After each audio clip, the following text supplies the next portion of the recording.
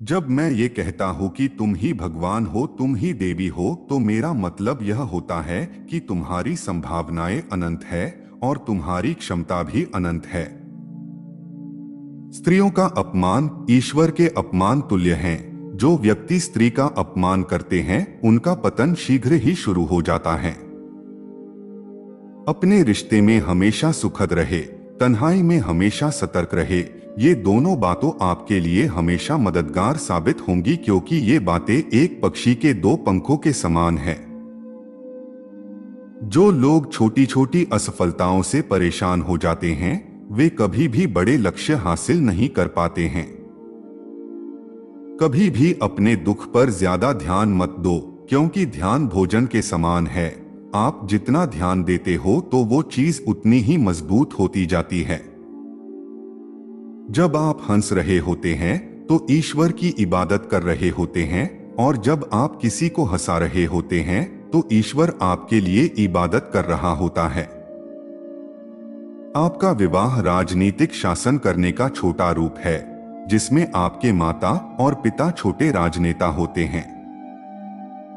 जिस घर में स्त्री दुखी होती है उस घर में नकारात्मक ऊर्जा का संचार होता है और दुखों से घिरा रहता है। कोई आदमी चाहे लाखों चीजें जान ले, चाहे वह पूरे जगत को जान ले, लेकिन अगर वह स्वयं को नहीं जानता है तो वह अज्ञानी है। मत सोचो कि तुम्हारा सच्चा मित्र कौन है, बल्कि ये सोचो कि तुम किसके सच्चे मित्र हो। जब भी आप प्यार की योजना बनाते हो और जब भी आपका ध्यान पूरी तरह से उसमें शामिल हो जाता है, तब ये झूठा और पाखंडी बन जाता है। आग, बीमारी, कर्ज और पाप, शुरुआत में ये चारों बहुत छोटे लगते हैं, लेकिन इन्हें तुरंत खत्म कर देना चाहिए। कठिनाइयां हट करने के लिए होती हैं, हतोत्साहित करने के लिए नहीं। संघर्ष से मानव की भावना मजबूत होती है। मैंने कभी नियम नहीं बनाए, क्योंकि नियम कारावास हैं, भविष्य के लिए बाधक हैं। संसार सुंदर है क्योंकि इसे ईश्वर ने बनाया है। जो संसार को गंदा कहता है वह ईश्वर का तिरस्कार कर रहा है। दूसरों को पसंद आने के लिए नहीं, अपने आप को साबित करने के लिए काम करो। अगर आपने अपने आप को साबित कर दिया तो दूसरे आपको कभी भूलेंगे नहीं। जिंदगी में आप जो करना चाहते हैं वो जरूर कीजिए। ये मत सोचिए कि लोग क्या कहेंगे, क्योंकि लोग तो तब भी कुछ कहते हैं जब आप कुछ नहीं करते।